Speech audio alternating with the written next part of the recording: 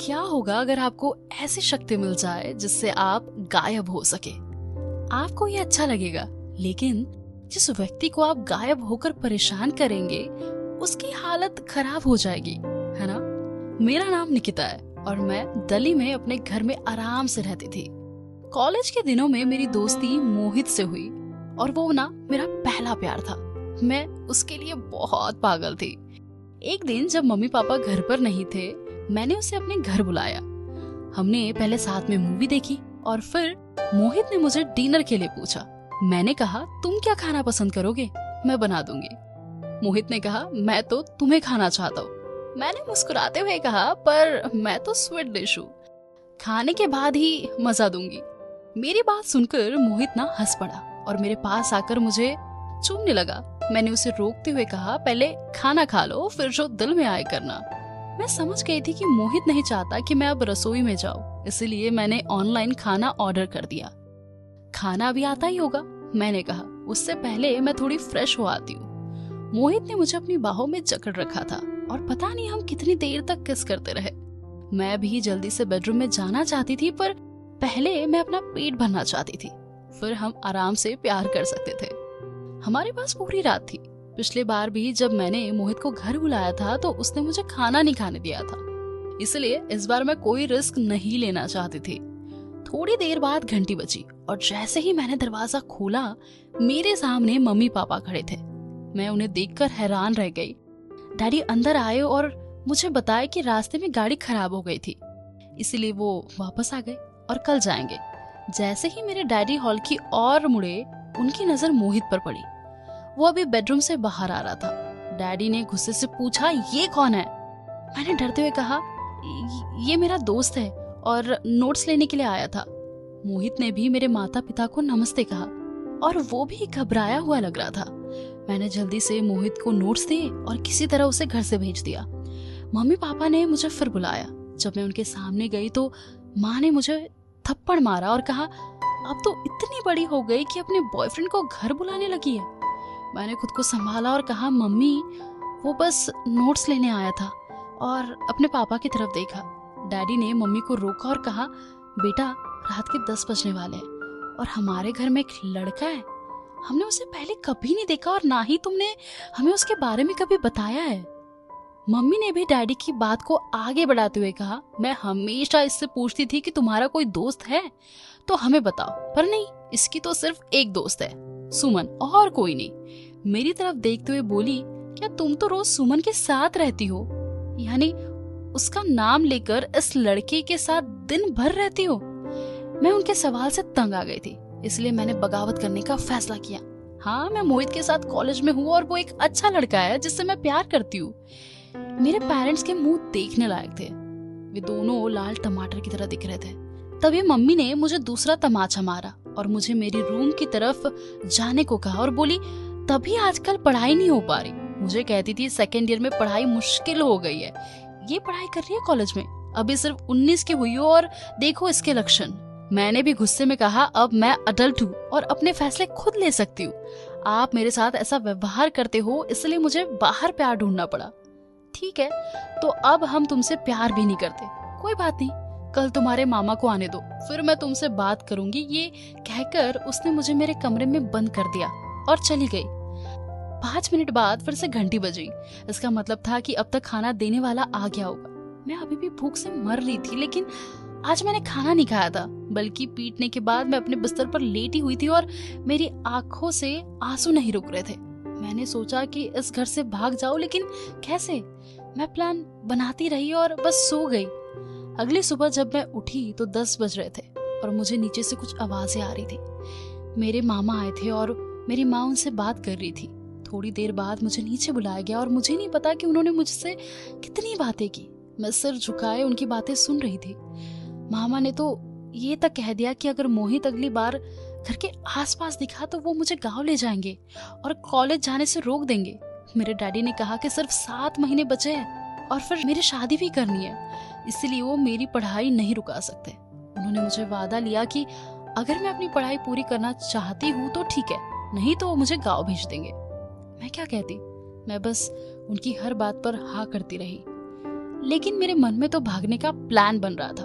और क्या बताऊं, घर के बाहर सीसीटीवी कैमरे लगने वाले थे और मेरी माँ खुद मुझे कॉलेज छोड़ेगी और लेकर आएगी, ये सब भी तय हो गया था। अगले दिन जैसे ही मैं अपनी माँ के साथ कॉलेज पहुंची, वो गेट से मुझे देखती रही और मैं सीधा कॉलेज के बिल्डिंग में चली गई और देखा कि वहाँ वो खड़ी है। उनके जाते ही मैं उस कैंटीन की तरफ चली पड़ी जहाँ मैं और मोहित हर सुबह मिलते थे। मैंने मोहित को कैंटीन के पास देखा। मोहित ने जैसे ही मुझे देखा वो दौड़ते हुए मेरे पास आया और बोला, क्या तुम ठीक हो? मुझे तुम्हारी बहुत चिंता हो रही थी।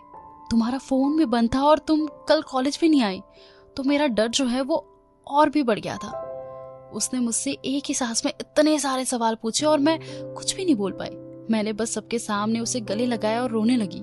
कुछ देर बाद हम कैंटीन में बैठे थे और मैंने मोहित को सारी बात बताई और कहा, अभी मेरा घर जाने का मन नहीं है, चलो भाग चलते हैं। मेरे पास कुछ सेविंग्स है जो कुछ महीनों तक चलेगी, तब तक हम कोई नौकरी ढूंढ लेंगे और घर बसा लेंगे। मोहित ने चौंक कर मेरी तरफ देखा और बोला, देखो डार्लिंग, भागना इतना आसान नहीं है, और अगर हम अपनी डिग्री भी पूरी नहीं करेंगे तो हमें नौकरी कौन देगा? मेरा मतलब है कि हम कोई छोटी मोटी नौकरी कर लेंगे, पर अब तो सिर्फ 7 महीने ही बचे हैं। पहले पढ़ाई कर लेते हैं और साथ ही ये भी सोच लेते हैं कि कॉलेज के बाद हमें क्या करना चाहिए ताकि तुम्हारे माता पिता मान जाए और हमारी शादी खुशी खुशी कर दे। मैंने उसके मुंह पर हाथ रखते हुए कहा, वो हमारी शादी नहीं करवाएंगे। उन्होंने पहले ही एक लड़का ढूंढ लिया है जो मामा के घर के पास रहता है। वो बस मेरे कॉलेज खत्म होने का इंतजार कर रहे हैं। मोहित ने कुछ देर सोचा और कहा, देखो मुझे थोड़ा समय दो, मैं सोचूंगा कि क्या करना है। और तुम्हारी माँ कौन सी हमारे कॉलेज साथ में पढ़ाई करेंगी? हमारे पास सोचने के लिए पूरा दिन होगा कि क्या करना है ताकि हम साथ रह सके। मोहित ने मेरा हाथ चूमा और हम दोनों क्लास में चले गए। 2 महीने बीत चुके थे। मोहित और मैं अपना ज्यादातर समय कैंटीन में बिताने लगे थे। मैं लेक्चर पर ध्यान नहीं देती थी, पर हाँ, घर जाकर हम पढ़ाई कर रहे थे ताकि इस साल पास हो जाए और नौकरी मिल जाए। कैंटीन में बैठकर हम अपनी शादी और उसके बाद की जिंदगी के बारे में बातें करते हुए खुश रहते। और एक दिन मोहित को अपने माता पिता के साथ शादी में मुंबई जाना था। मैंने उससे कहा, तुम मत जाओ, अपने माता पिता को भेज दो। मोहित बोला, मैं 2 साल से उनके साथ कहीं नहीं गया, अगर इस बार फिर मना किया तो उन्हें बुरा लगेगा। तुम बस अपने लेक्चर पूरे करो और मैं 4 दिन में वापस आ जाऊंगा, तुम्हें पता भी नहीं चलेगा 4 दिन कैसे बीत गए। मैंने कहा, हाँ, मुझे नहीं पता कि तुम्हारे बिना 4 दिन कैसे बिताऊंगी, लेकिन मैंने उसे जाने के लिए कह दिया। आज उसे गए हुए 4 दिन हो चुके थे और मैं बहुत खुश थी कि वो आ रहा था। आज मैंने उसका पसंदीदा लाल सूट पहना था और उसने कहा था कि वो मम्मी पापा को घर छोड़ देगा और 12 बजे तक कॉलेज आ जाएगा। उसका फोन भी बंद था, वो विमान में होगा शायद, मैंने सोचा। लेकिन कॉलेज खत्म हो गया और मुझे माँ लेने आ गई। मैं भी अपनी माँ के साथ घर आई और अपने कमरे में जाकर मोहित का नंबर डायल किया, लेकिन उसका फोन अभी भी बंद था। मुझे बहुत गुस्सा आया और मैं बिना लंच किए अपने बिस्तर पर सो गई। शाम को भी उसका फोन बंद था, तो मैंने उसके दोस्त दीपक को फोन किया। दीपक ने कहा, हेलो। मैंने दीपक से पूछा, क्या मोहित आ गया? उसका फोन बंद है। दीपक की आवाज भारी लग रही थी। उसने कहा, क्या तुमने खबर नहीं सुनी? मैंने आश्चर्य से उससे पूछा, कौन सी खबर? दीपक ने भारी मन से कहा, जिस फ्लाइट में मोहित और उसका परिवार आ रहा था वो क्रैश हो गई। उसकी बात सुनते ही मेरा फोन हाथ से छूट गया। मैं वहीं बैठकर रोने लगी। दीपक अभी भी फोन पर था और हेलो हेलो कह रहा था, लेकिन मैं कुछ बोल नहीं पा रही थी और वही बेहोश हो गई। जब मेरी नींद खुली तो मैं अपने कमरे में लेटी हुई थी और डॉक्टर मेरे पापा से बात कर रहे थे। मुझे ना कुछ समझ नहीं आ रहा था कि मेरे साथ क्या हो रहा है। मैं 4 दिन तक सदमे में रही। मेरे सारे सपने टूट गए थे और जीने का मन भी नहीं कर रहा था। एक बार तो मैंने खिड़की से कूद जाने के बारे में सोचा, लेकिन हिम्मत नहीं हुई। अब मुझे ना किसी भी चीज में कोई दिलचस्पी नहीं थी और मैंने अपने घर वालों से कह दिया था कि वो मेरी शादी जिससे चाहे उससे करवा दे। मैं हर रात मोहित के सपने देखा करती थी, लेकिन एक दिन मुझे लगा कि मोहित सच में मुझे बुला रहा है और फिर मेरी आंखें खुल गई। मैं अपने बिस्तर से उठी और चारों ओर देखा, वहां कोई नहीं था। मैंने खुद से कहा, क्या मरने वाले लोग वापस आते हैं? तभी मुझे मोहित की आवाज फिर से सुनाई दी, मानो वो मुझे मेरे नाम से पुकार रहा है। मैं खिड़की के पास गई और देखा बाहर कोई भी नहीं था। मोहित की आवाज फिर आई, क्या तुम मुझे सुन सकती हो? मैंने हाँ कहा और पूछा, तुम कहाँ हो और दिखाई क्यों नहीं दे रहे हो? मोहित की आवाज मेरी मेज के पास से आ रही थी, लेकिन वहां कोई नहीं था। मोहित ने मुझे बैठने के लिए कहा। मैं बिस्तर पर बैठ गई और बहुत डर गई, क्योंकि मैं जानती थी मोहित मर चुका है। लेकिन उसकी आवाज सुनकर मुझे अच्छा भी लग रहा था, क्योंकि मैं उससे प्यार करती थी। मोहित ने कहा, देखो मैं बस गायब हो गया हूँ, मुझे नहीं पता कैसे। मैंने डरते हुए पूछा, मैंने पहले कभी ऐसा कुछ नहीं सुना, सच बताओ, क्या ये मोहित की आत्मा बोल रही है? मैंने खुद को संभाला और कहा, मैं तुमसे बहुत प्यार करती हूँ, लेकिन मुझे पता चला है कि तुम्हारी मौत एक विमान दुर्घटना में हुई थी और तुम्हारे माता पिता भी उसमें थे। मोहित कुछ देर तक तो कुछ नहीं बोला, लेकिन उसने कहा, मैं पिछले 3 दिनों से तुम्हारे बेडरूम में हूँ और बीच बीच में तुम्हारा नाम पुकारता रहता था। तो देखो, आज तुमने आखिरकार मेरी आवाज सुनी। सच में मुझे तुम्हारे हाथ अपने हाथ में महसूस हो रहा है, मैंने मोहित को जवाब दिया। मोहित ने मुझसे कहा, मैं तुम्हें गले लगाना चाहता हूँ। मैंने अपनी बाहें खोली और उससे कहा, मेरी बाहों में आ जाओ। मोहित मेरी बाहों में था और मैंने अपनी आंखें बंद कर ली। वो मेरे करीब आया और मेरे कान में हल्के से कहा, अब हमें कोई अलग नहीं कर सकता।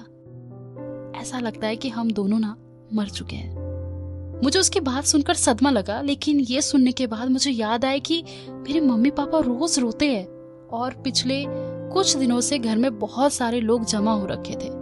क्या मैं सच में खिड़की से बाहर कूद गई थी? जैसे ही मैंने अपनी आंखें खोली, मैं मोहित को देख पा रही थी और उसके होठ मेरे होठों को चूम रहे थे। मैं आज 7वें आसमान पर थी। मुझे मोहित मिल गया था, मेरा मोहित।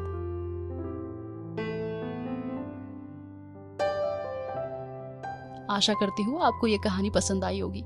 ऐसी और कहानियों के लिए हमारे चैनल को सब्सक्राइब कर सकते हैं। Take care, bye bye.